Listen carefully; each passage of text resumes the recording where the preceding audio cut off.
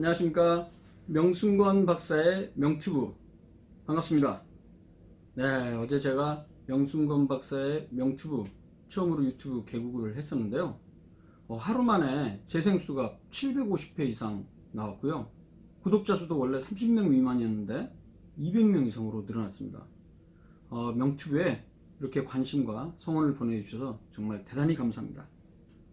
자, 오늘은 두 번째 주제로 눈꺼풀이 떨린 경우 마그네슘을 먹어야 하나, 이런 주제로 한번 이야기를 해보겠습니다. 실제 많은 의사들이, 적지 않은 의사들이, 일부에서는 안과 의사를 포함해서 혹은 이제 한의사들이 눈꺼풀이 떨린 경우에는 마그네슘 부족 때문이기 때문에 마그네슘을 먹는 게 도움이 될 수 있다, 이런 내용들이 인터넷이나 TV 혹은 언론 매체에서 많이 이야기되고 있습니다. 과연 그럴지 한번 제가 알아보도록 하겠습니다.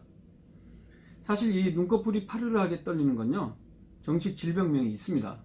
눈꺼풀 근육 잔떨림입니다. 이전에 쉬운 용어로는 눈꺼풀 근육 떨림증 혹은 눈꺼풀 떨림증이라고 이야기했는데요. 영어로는 eyelid myokimia라는 정식 명칭이 있고요. 또 다른 명칭은 eyelid twitch라는 병명이 있습니다. 이 눈꺼풀 근잔떨림은요, 근육의 위축이나 저하가 없이 자연적으로 발생하는 아주 미세한 근섬유축이 수축하는 현상 때문에 이런 증상이 나타나는데요. 대개의 경우 이제 양쪽보다는 물론 나타날 수 있지만 한쪽에 나타나는 경우가 많습니다. 그리고 한쪽에 나타나는데 위쪽보다는 아래쪽 눈꺼풀에 많이 나타나죠. 그리고 이제 미국 안과학회나 미국 메이오 클리닉 홈페이지에 들어가 보면요, 이 눈꺼풀 근잔떨림의 원인과 관련해서 마그네슘이나 기타 전해질의 부족에 대한 얘기는 언급이 없습니다. 대신에 그 원인으로는 스트레스나 음주, 흡연, 그리고 수면 부족, 불안, 이런 여러 가지 생활 습관이 원인이 되는 것으로 알려져 있고요. 대개의 경우는 며칠 혹은 수주, 길어도 3개월 정도 내외가 되면 저절로 아무런 치료 없이 좋아지는 것으로 알려져 있습니다. 그리고 특별한 약을 복용하거나 시술이 일반적으로 필요하지 않습니다. 물론 이 증상이 너무 오래 수개월 이상 지속되거나 점점 증상이 심해지는 경우에는 눈꺼풀 자체가 아예 자신의 의지와 관계없이 감기는 이전에 안검경련이라고 불렸던 안검연축, 혹은 이제 한쪽 얼굴 근육이 자신도 모르게 계속해서 수축하는 반얼굴 연축, 이런 질병들의 아주 초기 증상일 수는 있습니다. 그러나 그 빈도가 상당히 낮기 때문에 대개의 경우는 특별한 치료 없이 생활습관 개선만 해도 저절로 좋아지게 되어 있습니다. 하지만 이 증상이 오래가는 경우는 반드시 안과에 방문하셔서 안과 선생님으로부터 정확한 진단을 받는 것은 필요할 수가 있겠습니다. 실제 제가 미국 안과학회 홈페이지 가장 최근에 들어가 봤는데요. 여기 보면 eyelid spasm 혹은 twitching eyelid, 이게 무엇인가에 대해서 설명이 되어 있는데요. eyelid twitch라는 명칭을 여기서는 사용하고 있는데요. 마찬가지로 여기에서도 원인은 대개는 스트레스라든가 아니면 피로, 수면 부족 등이 제시가 되어 있고, 대개 특별한 치료 없이 저절로 좋아지는 것으로 서술이 되고 있습니다.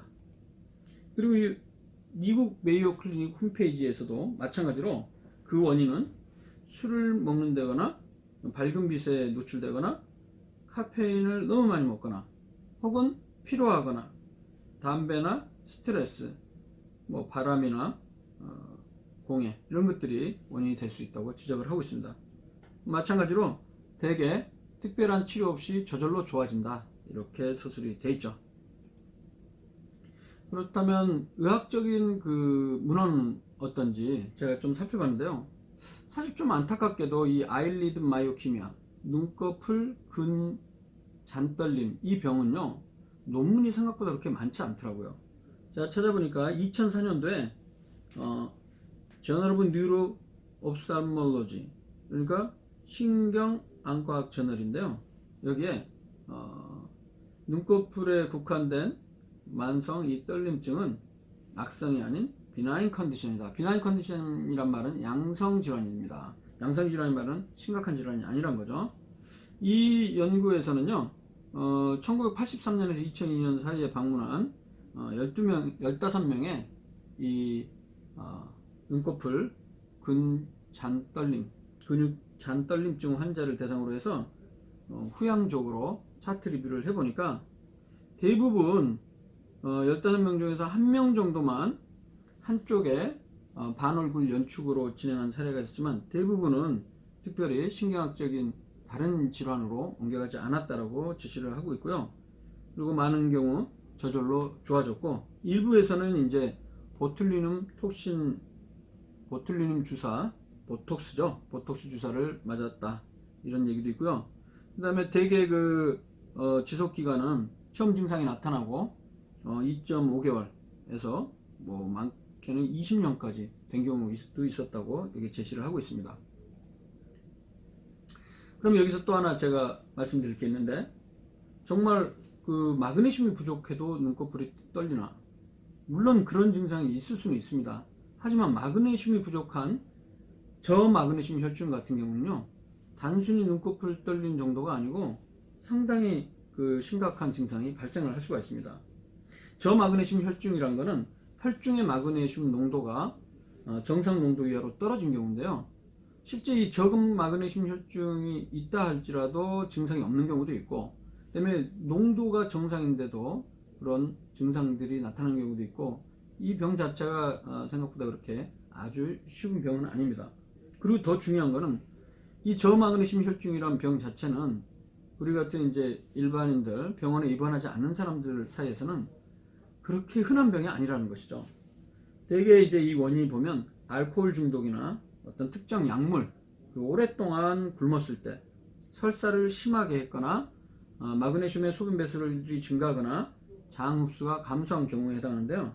사실 이런 상황들이 발생하는 경우에 또 대부분의 경우는 병원에 입원한 환자들에서 좀 흔하게 발생을 할 수가 있습니다. 실제 어떤 연구 결과에서는 병원에 입원한 환자의 10% 정도 이상에서, 그리고 중환자실 환자에서는 60% 이상까지 혈중 마그네슘 농도가 낮았다는 그런 보고가 있습니다. 증상은 단순한 눈꺼풀 떨림 정도라기보다는 손이 떨리거나, 그 다음에 반복적으로 안구가 막 움직이는 안구진탕, 그리고 그 큰 근육들이 수축을 하는, 연축을 하는 그런 증상이 있고요. 심한 경우에는 간질 발작이나 심정지까지 올 수 있는 아주 심각한 질환이 되겠습니다. 그래서 심한 경우에는 마그네슘을 주사함으로써 치료를 할 수가 있는데요. 결론적으로 우리 일반적으로 지역사회에 거주하고 있는 사람들의 경우는 저마그네슘 혈증이라는 이런 상황이 나오는 것은 그렇게 흔하지 않다, 이렇게 생각하시면 되고, 눈꺼풀 떨림증과 마그네슘 부족과는 거의 관련성이 없다, 이렇게 이해하시면 되겠습니다.